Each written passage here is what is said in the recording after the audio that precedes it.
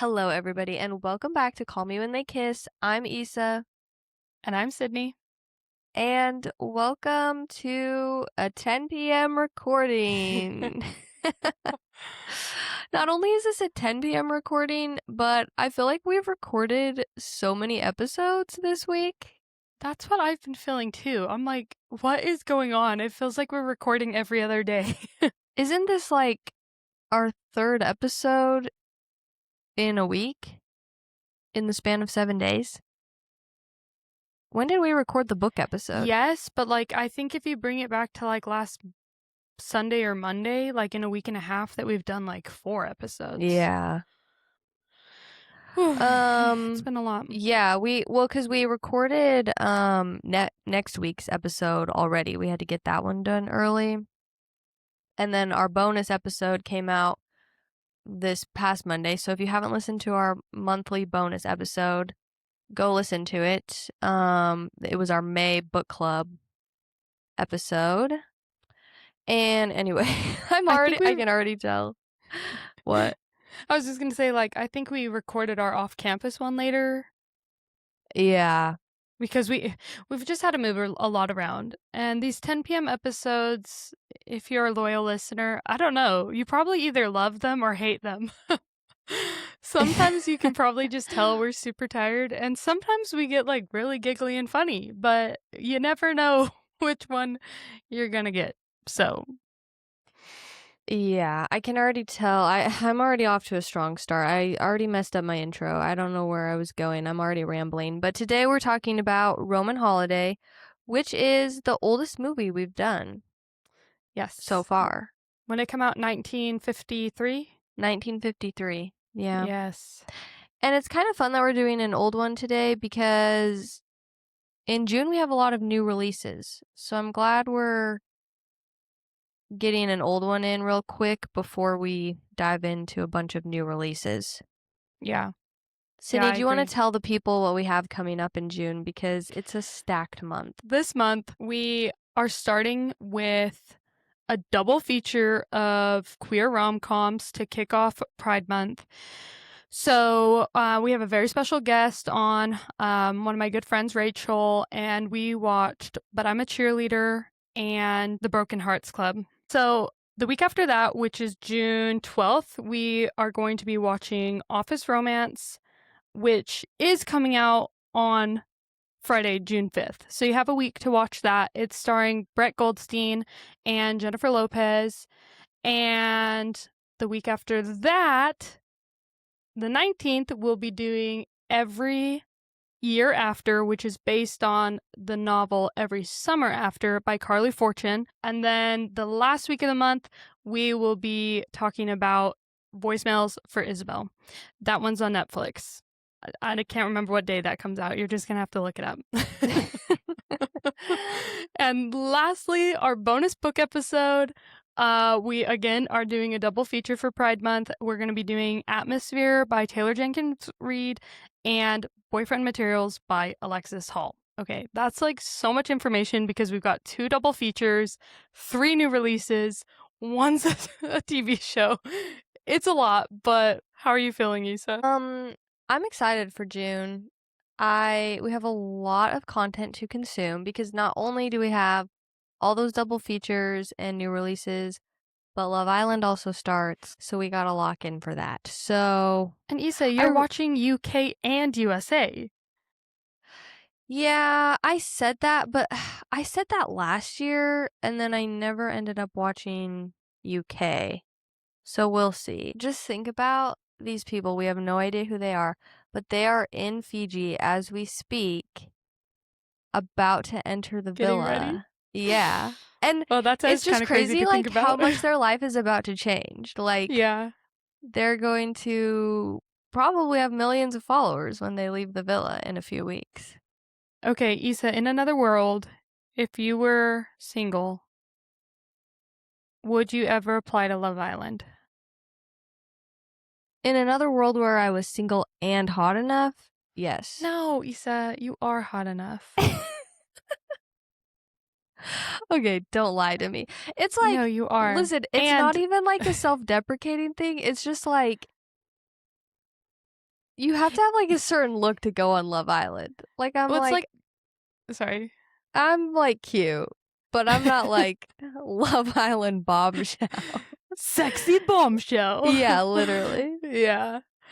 Well, Uh, Issa, I would love to see you on Love Island, though. I would cheer for you, and I'd love to see you do the twerking challenge. And I forgot about that. I guess that's the other thing. This really would just be an alternate universe where any of that even remotely matches my personality.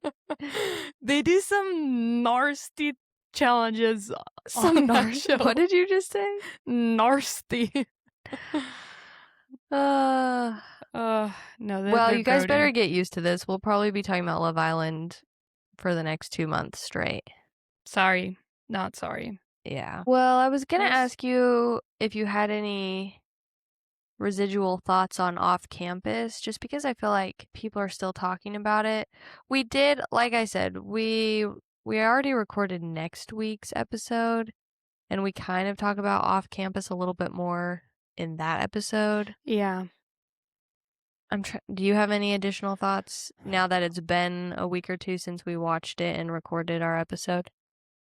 Honestly, like, I think I was a little too generous in our episode because I haven't thought about it since. I mean, like, I've thought about it because it's on our pages everywhere, you know? Like, I'm Mhm. seeing the TikToks, but like, I'm not seeking it out. I'm not like excited to see the edits. I just don't feel like anything special. Like, I thought it was fine while I was watching it. I really feel like I enjoyed the first couple episodes. Like, I was like, yeah, I'm really liking this. And then it was just like, it's fine. And then I'm definitely not obsessed. I'm like, do TikTok editors need to step up their game? Am I just not seeing as much? Did the show just not give us like as high quality clips to make into edits like Heated Rivalry? And sorry, I'm bringing it back to comparing it to Heated Rivalry. But like, I'm still thinking, what is it? Is it a One Direction song that's like, I want you to rock me? No. Yeah. Yeah, Is that's it? One Direction. Yeah. Do you remember that edit for Heated Rivalry? Yeah. Oh, like, I can like picture several different Heated Rivalry edits in my mind still. And I haven't watched them in like 4 months, you know? Yeah. I just feel like the edits have not been hitting. I don't know if we said this in the episode or not, but it was in my notes that like Heated Rivalry felt like effortlessly sexy, and Mhm. like there was like sexual tension in like every single scene throughout the whole entire show, you know? Mhm. And like and within that is like the yearning and stuff too, you know? Like even just Mhm. like the club scene. I'm not talking about sex scenes. I'm just talking about like the energy was sexy. Do you know what I mean? Yeah, yeah. And so any scene, like, you just feel that tension. This one didn't necessarily, like, off campus, didn't necessarily feel that way. And it almost felt like they were trying too hard to be sexy. It wasn't so, like, effortless. It's like they included some nudity in an attempt to, like, make it sexy and adult, but the energy wasn't sexy and adult. Do you know what is this? I've said, do Yeah. you know what I No, mean, like 500 times, but no, that makes perfect sense. And I think like on the opposite side, like The Summer I Turned Pretty doesn't really try to be sexy. And so that also works in a different way. yeah, Like it's it's just like committed a to sweet, being sincere. yeah, like that one is fully committed to being like a YA show. And then Heated Rivalry is fully committed to being a very adult show. And then Mhm. Off Campus is like somewhere kind of awkwardly in the middle.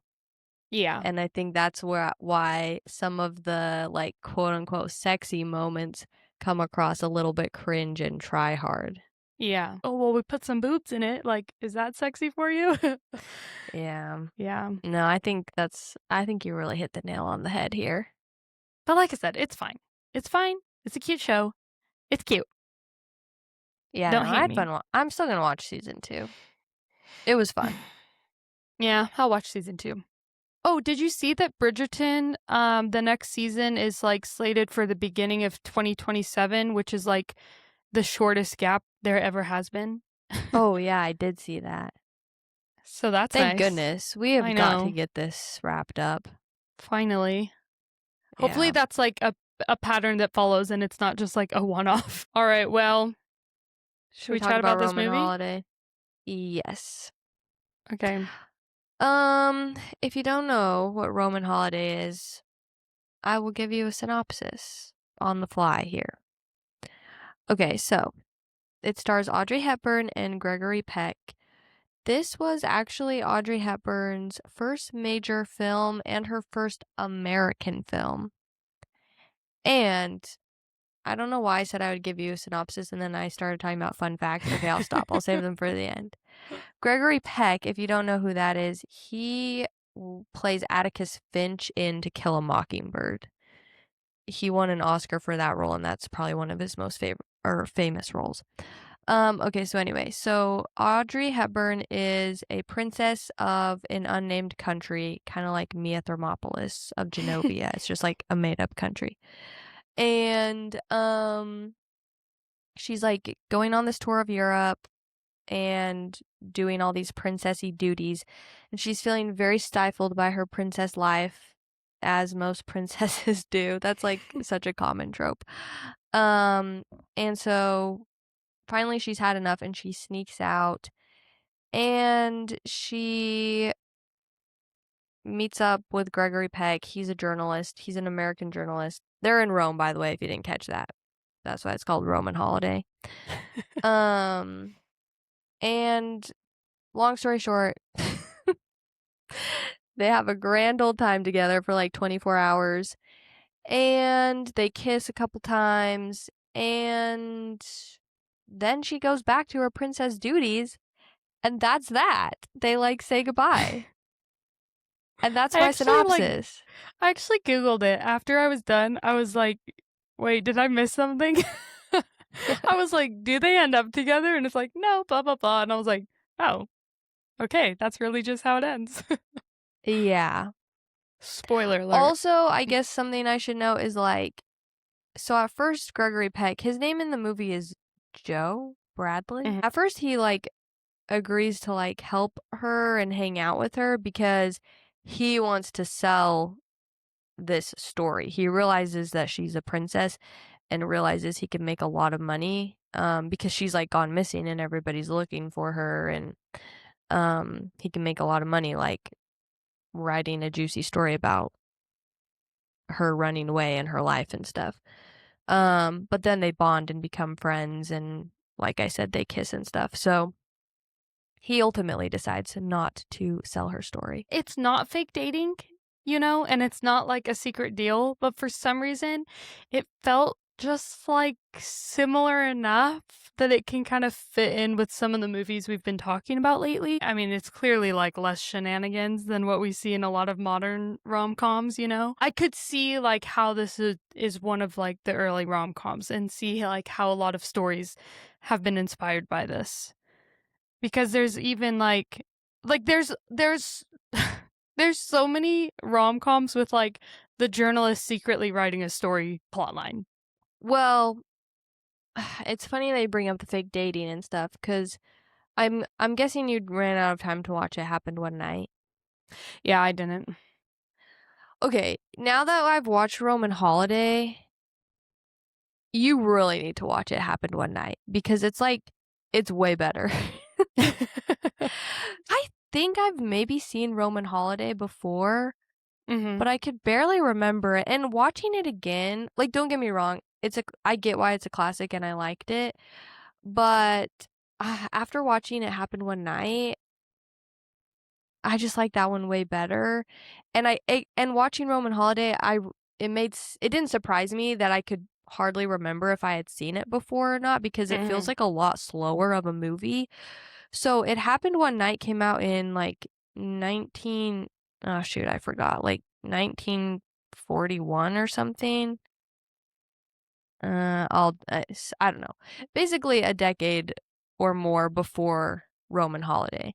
Mhm. Um and it's like basically like the first rom-com ever, and it's almost exactly the same plot as Roman Holiday, but I think it's funnier and it feels a lot more fast-paced.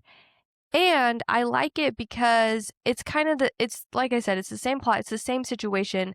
This like rich, spoiled girl, she's like an heiress. She joins up with a reporter and he like wants to make money off of her, like sell a story about her. Mm-hmm. But I like it better because she's like kind of in on it. Mm. Like she agrees to help him if he'll help her. And she's just like a lot more savvy and confident than Audrey Hepburn's character. And I just liked that they were in on it together Yeah.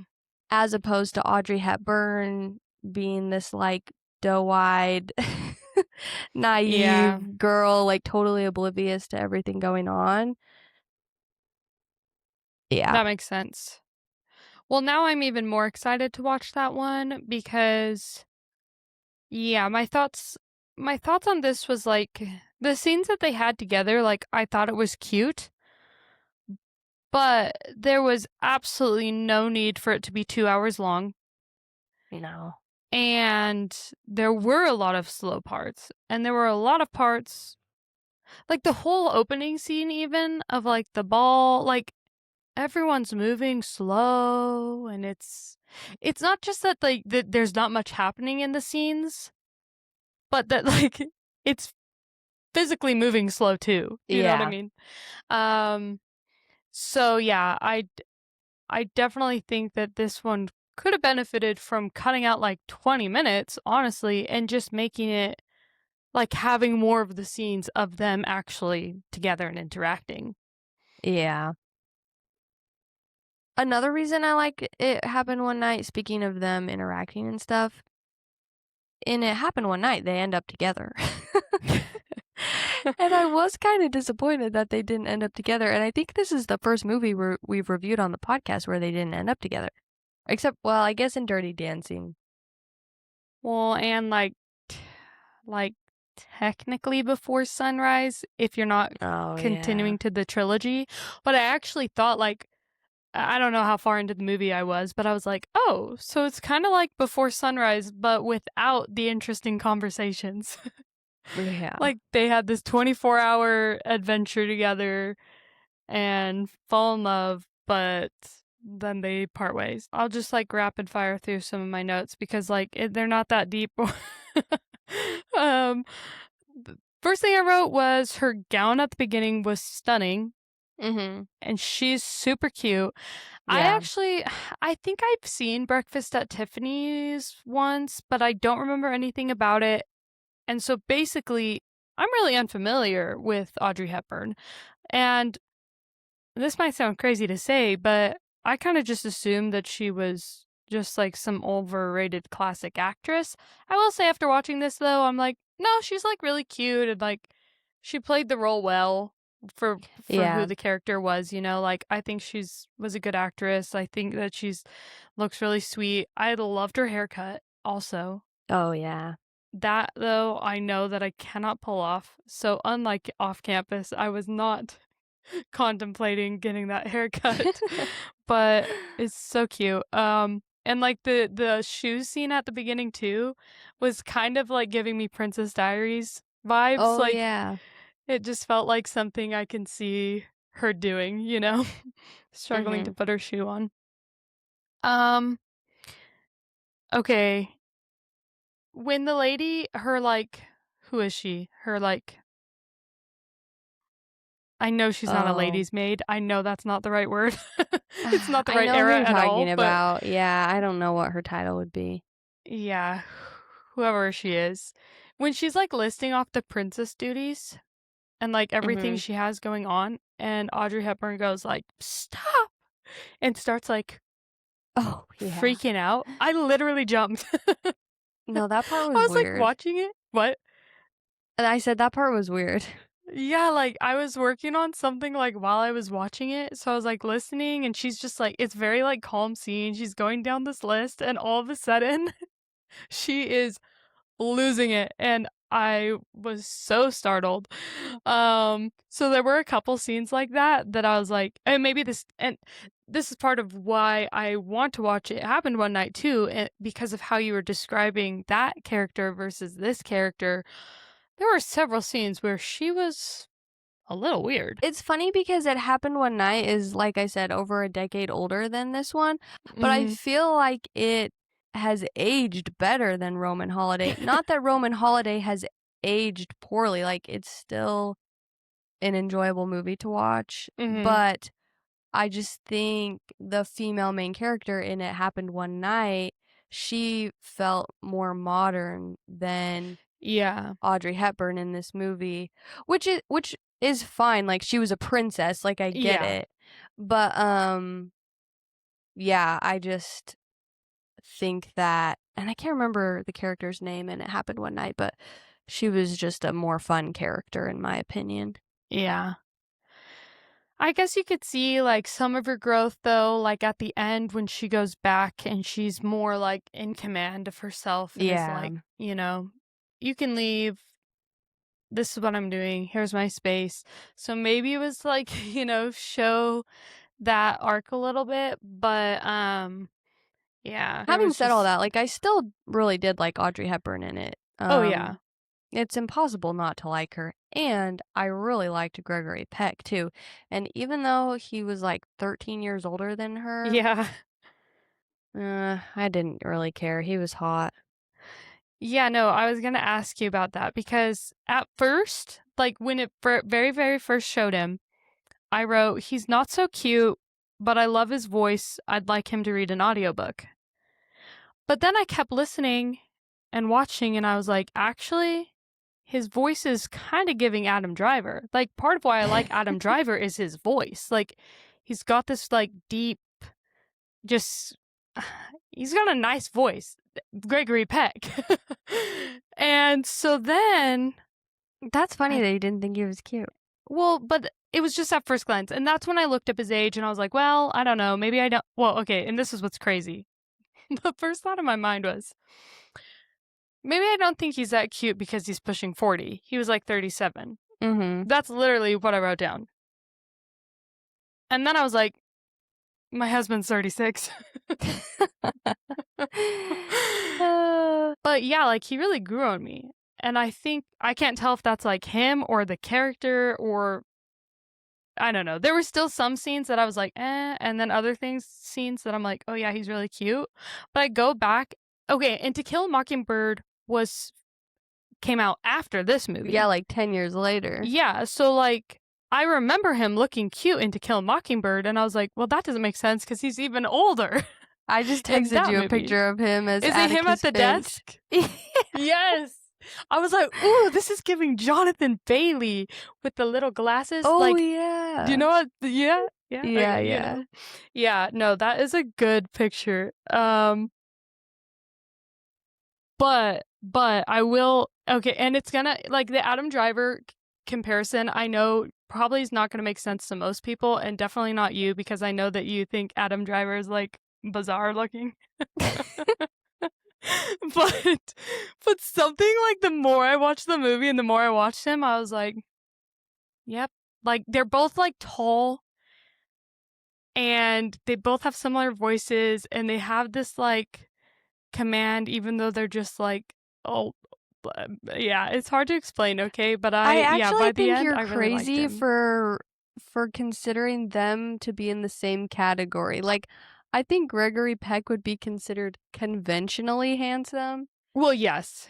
and Adam Driver would be considered unconventionally attractive. Okay, but I think okay, but the pictures of Adam Driver where you can't see his ears or his messed up teeth. What? You don't think like just him like looking forward with his like longer hair, like Kylo Ren, like the very first whatever I that would say that's the still last. unconventionally attractive. I think that's just you, Issa. I think Kyle, Adam Driver is like 10 times hotter than Conrad Fisher. no, unconventionally attractive is still attractive. It just means like you don't look at him and think like, oh, The he scene has where like he takes this. his helmet off in Star Wars and he's got his like beautiful flowing black hair, you don't think he looked conventionally attractive? Okay, I'm gonna. No, it's not like, I don't think this is even really a subjective thing. Like, You don't get it, okay? send me what picture you're talking about. Like this picture, okay? Hold on. Okay, let me get close. I'll show. No, just I'll show text the it to me. audience. Okay, What? okay. You want me to show? You want me Well, to text text it it to to you? me so I don't have to Okay, get and then up. I'll show the people watching. Okay, show me, like, tell me these pictures of them, even side by side in the text, are not sort of giving the same energy. Cindy, but that's the thing. Like, I'm not saying he doesn't look hot, but like, I don't think you would consider that conventionally attractive. Like, his face is not at all symmetrical. Like, I think that Okay. there's like certain rules to being able to like fit into like one No. of the two categories. Okay, but I did say I know that comparison wouldn't make sense to anyone because, like, they don't look anything alike. They just have an aura that's similar. But you need Okay, to okay. watch more of Adam Driver's work to like understand his aura outside of Kylo Ren. but long story short, I was into Gregory Peck by the end. And since we're on the topic of him and these hot guys, can I just do my Kiss Mary Kill right now? Oh, yes, go for it. Okay. I thought of 3 men. Okay, Gregory Peck was born in what? 1919? 1916, I think. 1916? Well, oh yeah, 1916. He was born in La Jolla? Cool. That's one of my favorite places in this country. Okay, well, I like rounded up to make that the 20s, okay? So Okay. he's one of them. I'm gonna, like I said, let's pretend it's the 1920s. And then for the 1930s, I chose Clint Eastwood. And for the 1940s, I chose Harrison Ford. Kiss, Marry, Kill. Have you seen young Clint Eastwood? Yeah. Okay. Probably marry Gregory Peck, kill Clint Eastwood, and kiss Harrison Ford. Okay. What would you do? Well, you know me. I think into everything far too deeply. My gut says to marry Harrison Ford, but Harrison Ford, if I'm saying Harrison Ford, he's not the greatest guy, like in real life. And Gregory Peck seems like I was reading just like about him and his life. He seemed, I mean, okay, he had some affairs too, so I guess it's kind of similar to Harrison That's Ford. just a given. But generally, like, I read that he had considered himself like Roman Catholic, but that he like opposed the Pope on like certain topics and things like that. Like, he seemed like super open minded for somebody that was born in 1916. So he seems like a cool dude. He probably would have like supported a lot of women's rights back then. So I can marry him. Harrison Ford, I don't know. I get like sort of, I love him, but kind of sinister vibes sometimes. Yeah, that's why I chose Kiss. Like, he's hot, but Yeah. maybe not marriage material. You can't say no to a kiss from Indiana Jones. Yeah. He'd give you a good night and then you say goodbye. If we were playing the unclean version of this game. Okay, that's my little game. Okay, wait, so was yours the same as mine then, ultimately? Yeah, I guess so. Okay. What's next? Okay, do we have any other thoughts on the movie? I like was laughing at the over the top kissing and caressing, but also was kind of obsessed with it. Yeah, it's silly and like, whoa, guys, calm down. But I can't lie, like, I would love to be, like, caressed in such a dramatic way, you know? I think that's a fun part of watching old movies. The way they hug and kiss and embrace is just so intense and dramatic. I think overall, everyone should watch this movie, especially if you consider yourself a rom-com lover. But you guys really need to go back and watch It Happened One Night. Well, now I'm regretting just not choosing that one for this episode. No, it's okay, because I mean, I think Roman Holiday, it's really well known. Well, I was reading, this isn't really so much about the movie, more about Audrey Hepburn, and maybe you have some fun facts anyways, and you might bring this up, but she was on some sort of list of like top 100 female legends or something. She was given third place, and the two people above her were Betty Davis and Katharine Hepburn. Have you seen anything with Betty Davis or Katharine Hepburn? Um, I don't think I've ever seen any Betty Davis movies. The next movies I'm like trying to watch for my series are Katharine Hepburn movies, Bringing Up Baby and The Philadelphia Story. Oh, yeah. Um, and I think I have seen Bringing Up Baby before, but it's been a long time. Hmm. So I'll report back. Okay. The only thing I know of Betty Davis from is, you The know what? song. Yeah. JoJo Siwa. Oh, Oh, what song do you know? what? Did you not hear JoJo Siwa's song about Betty Davis eyes? Well, that's not her song. She just did Oh, a it was a cover. cover? Yeah, that's like Oh, a well. classic song. I'm so sorry that I only know it from JoJo That's Siwa. crazy. Betty Davis. Okay, well, you need to go listen to the original. Okay, I will. Yeah, I was just interested because I'm like, dang, these two, like, I know Audrey Hepburn the most out of the three of those women. But for them to be placed like above, I just figured they must have some pretty cool work. Let me see. I don't even know, like, what are some Betty Davis movies? Like, have we ever even heard of them? None of these movies really sound familiar to me. She doesn't even look familiar to me. What was so special about Betty Davis? Icon of the Golden Age, renowned for her unbridled intensity, physical transformations, and fierce independence. Unlike many actresses of her era who relied on conventional glamour, she revolutionized cinema by fearlessly playing flawed, unsympathetic, and complex women. Well, dang. Hmm. I feel like I should watch more of her then. It says she was known for her romantic dramas. So maybe most of her movies wouldn't necessarily fit into my classic rom-com series that I'm doing. But maybe I should throw one in just for funsies. I just clicked on one that I would be interested in watching. A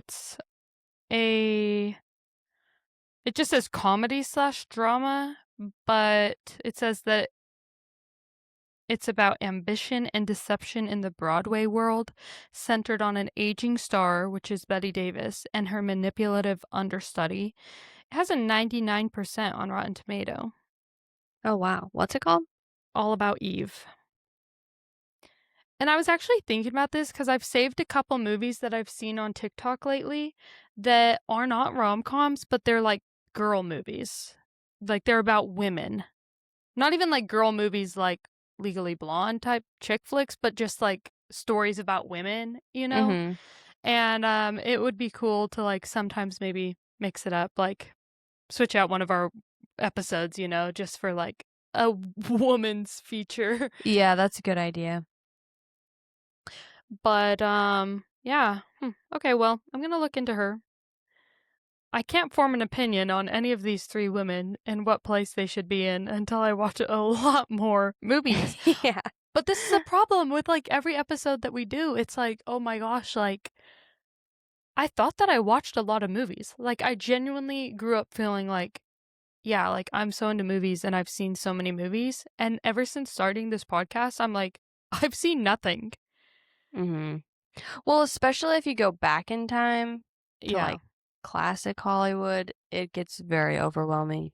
Yeah, no, for sure. Did you have any fun facts from the beginning? You started to say some, and then you were like, "Oh, I'll save it for the end." Yes. Let me go through how about I go through my fun facts and then we could do our ratings and then Okay. are we pretty much done? Yeah. Okay. So like I said, this was Audrey Hepburn's first major film and her first American film. We mentioned Gregory Peck was 37. Audrey Hepburn was 24 at the time of filming this movie. And the crazy thing about this being her first major film is she won an Oscar for it. Yeah. And then this movie also won 2 other Oscars. They won Best Costume Design, and they also won Best Story, which is Mm. a category that doesn't even exist anymore. It was discontinued actually only a couple years after Roman Holiday in like 1956. So Best Story was different than Best Original Screenplay. Yeah, that's what I was gonna ask. I was like, "Is that kind of the same?" Yeah, I didn't spend that much time reading about it, to be honest. And honestly, it wasn't making a whole lot of sense to me, which is probably why they discontinued it. Okay, this was a fun one. So originally, Gregory Peck was going to be the highest billed actor in the movie. And I was reading about that as well. And like, highest billed, it doesn't always have to do with pay. Most of the time, it is related to pay. But a lot of the times, it's also just about like whose name is first in the credits and whose Yeah. name is biggest on the poster and stuff. So, as far as Roman Holiday goes, I'm not really sure who was paid more between Gregory Peck and Audrey Hepburn, or if they ended up being paid about the same amount. But originally, Gregory Peck was going to be the highest billed actor, meaning his name was going to be the biggest on the poster, and then it was going to say introducing Audrey Hepburn below that, because again, this was her first major film.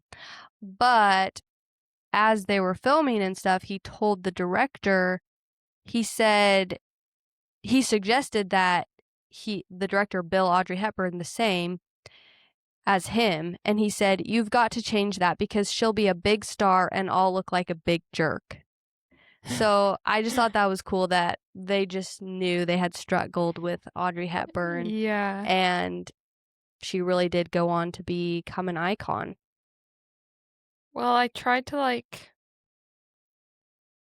I found something on the internet, but I don't know how true it is because now I've seen like several different amounts. Like one says that she was paid 7,000 and another said that she was paid 12,000, but that Gregory Peck was paid 100,000 Oh, wow. until he demanded equal billing, which I'm assuming then I mean that's a lot of money though Yeah, to that's a huge match. difference. Yeah. Yeah, that doesn't seem like an easy switch in the budget. Yeah, that's a lot of money. Hmm. But it's a big I guess we'll corporation, never I know. guess. Yeah. Um, and then the other thing, as I was watching the movie, I was like, why is this not in color? It's 1953. Yeah. But I read that it was because it was too expensive to film in color in Rome, Mhm. because the whole movie was filmed on location, and I guess they just couldn't afford to do both. Yeah. So they chose black and white. Yeah. Which is funny because without the color, there wasn't anything about any of What's the the point of being in locations, Rome? Yeah. yeah, that blew me away. Well, that's so interesting to me too, that like there was a time where they could make movies in color, but sometimes they still didn't. Yeah, yeah. I was like, I didn't think that was a choice. Like, how would your movie even be successful if all the other movies were coming out in color? That's what I was thinking. Yeah. What would be the Must have been modern day rare enough. equivalent? What'd you say? I said I wonder if it was still not super common for every movie to be in color, like, only, like, the most high budgeted ones, but, yeah, like, a I modern guess so, yeah. equivalent, I don't even know, like I guess it would be like if you went to a Marvel movie and they were using, like, Star Wars 1970 circa 1970 puppets. I don't know. yeah. Well, that's what I was thinking, but, Instead like, of CGI. that's the first thing that came to my mind, but then I was like, "Well, that's been, like, Star Wars came out in the '70s, you know? Yeah, Like, yeah. that's, like, a big time difference." And I guess we probably could have seen more of that, like, maybe in, like, the early 2000s, there were movies that had really incredible CGI, and then movies that you're like, "Wow, this CGI sucks," you know? Yeah, that's true. Um, so maybe something like that. I guess you can also still see it in some, like, animation productions, like, just the different quality in budgets of animators and stuff. I have watched a couple cartoons lately that I'm like, "Hmm, this is not impressive." No. I guess I just But assumed that, like, any movie that was getting a theatrical release would be done in color. yeah.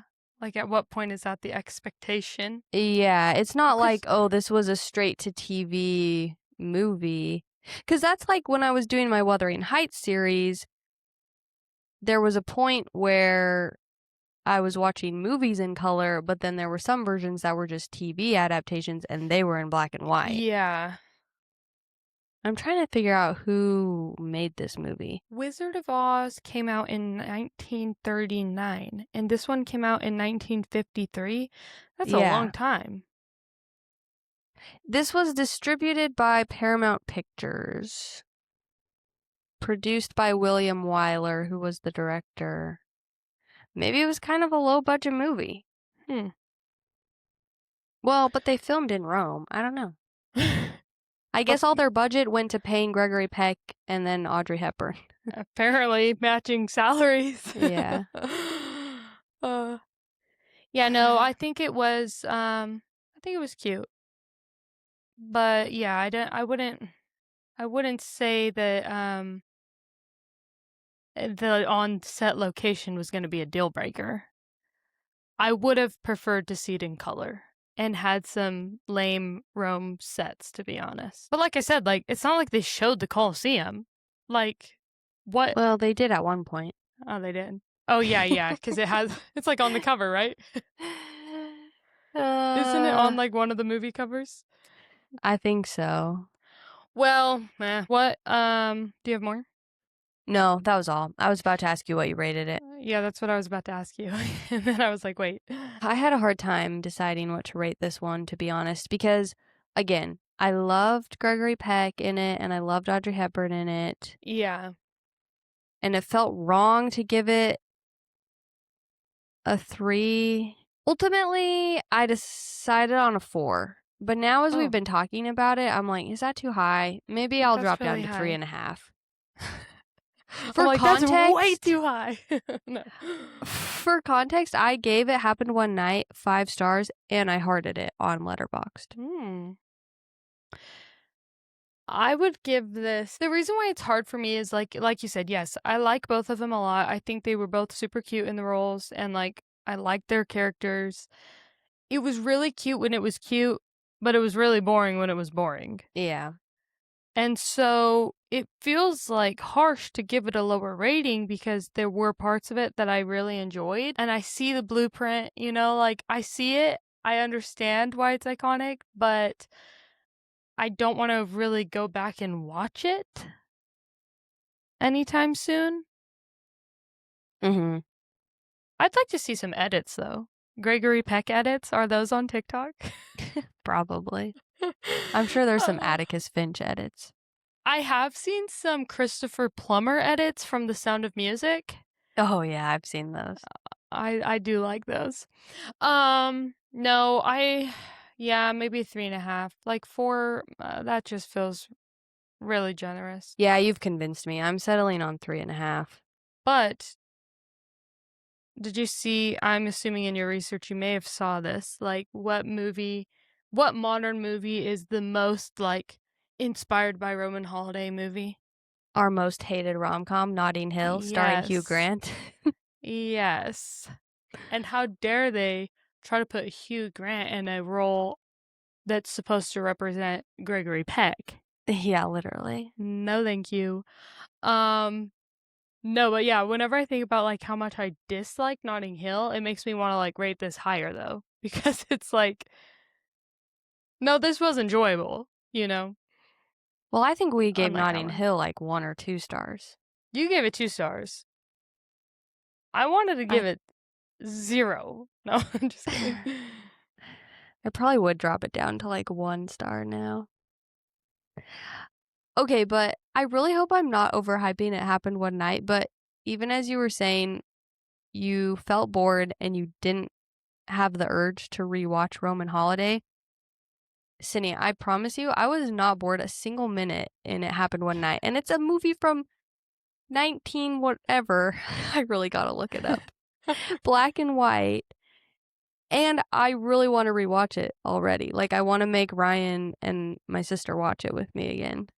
It came out in 1934, Holy so cow. 20 Okay. years before. That's older than I remember. Okay, I'm gonna watch it.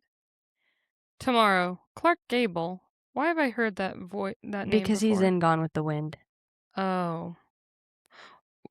Why did I think that was, like, the name of the character in Gone with the Wind? I think that I've, like, heard his name associated Yeah. with the movie so much, I thought that was the fictional name. I will say, I think that Gregory Peck is more handsome than Clark Gable. This girl's cute, though. Claudette Colbert. Colbert. Colbert? Oh, yeah. French. Oh, I hope you Well, like it. It's just crazy watching that movie, Sydney, and everybody listening, and just like, it is the birth of all of our favorite tropes. okay, I'm excited. It has made me want to go back and watch more classics. Like I've been saying that, but this is the first one that I've watched that um but now I am like really feeling motivated. I'm curious. So I'm going to start with It Happened One Night, but I'm going to keep going, I think. Or maybe I'll follow one step behind you though, and so you can just tell me which So I ones can are tell worth you it. what that's what I was gonna say. I didn't want to be annoying and be like, well, you should just watch the same movies I'm watching. But no, I'll let you know if you need to watch either of the 2 Katharine Hepburn movies I'm about to watch. Okay, well, tell me which one I should watch next, and maybe you can give us like an update at the beginning of each episode. Like your classic romance of the week is this. Go and watch it. Oh yeah, that's a good idea. I also just need to get back to making my videos. Same. All right. Eh, Well, in conclusion, I would recommend Roman Holiday overall, but I would recommend It Happened One Night even more if I didn't make that clear over the past hour. And any other things we need to cover before we sign off? nope. Just stay tuned for next week's episode. It's a long one, but a good one. And Yeah, we're giving get you guys a ready. shorter episode today because we're tired, and also next week it's going to be extra long. Yeah. And you'll need this short episode because I feel like all month might be kind of long. Yeah. We're going to have a lot of thoughts about a lot of new stuff. So, and of course, there's going to be an hour of Love Island before every episode. No, I'm just kidding. We won't go on and on and on about Love Island. Yeah. But, yeah, get ready. We're starting off strong. When this comes out, it's going to be what, May 29th? Mhm. So you got a few days till Love Island starts. Got a few days till movies start coming out. Just get ready. That's all I can say. That sounded kind of ominous. It Well, on that is. note, we'll see you guys next Friday. Bye. Bye.